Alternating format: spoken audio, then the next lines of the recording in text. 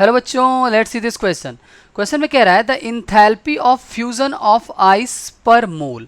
ठीक है, enthalpy of ice of fusion of ice पर मोल पूछ रहा है। तो बच्चों ये वैल्यू देखी जाए, इसे कैसे देखें। हमें इंथैल्पी ऑफ फ्यूजन पूछ रहा है, तो इंथैल्पी ऑफ फ्यूजन को कुछ इस तरीके से हम डिनोट करते हैं, जिसे हम इंथैल्पी ऑफ फ्यूजन बोलते हैं। क्या बोलते हैं? Enthalpy of fusion. ठीक है, अब बात आती है आइस का पर मोल। एक पर मोल मतलब एक मोल के लिए आपको निकालना है, पर मोल के हिसाब से आइस का निकालना है। और क्योंकि हमें और कंडीशन नहीं दे रखी है, इन जो भी फ्यूज़न होता है, फ्यूज़न क्या होता है?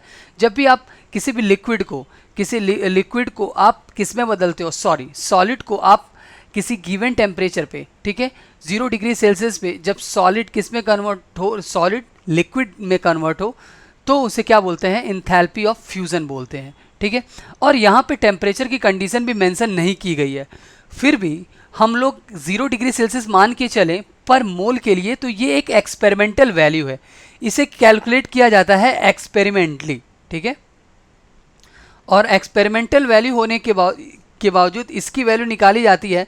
अप्रॉक्सीमेट ये जो वैल्यू आती है वो आती है 6 किलो जूल, ठीक है, पर मोल के हिसाब से। ठीक है, 6 किलो जूल पर मोल आती है। तो हम टेम्परेचर यहाँ पे मेंशन नहीं है और भी कुछ डाटा मेंशन नहीं है, तो एट स्टैंडर्ड कंडीशन जो एक्सपेरिमेंटल वैल्यू आती है एंथैल्पी ऑफ फ्यूजन की आइस के लिए पर मोल, वो आती है 6 किलो जूल। तो option D will be correct regarding to your question. Best of luck.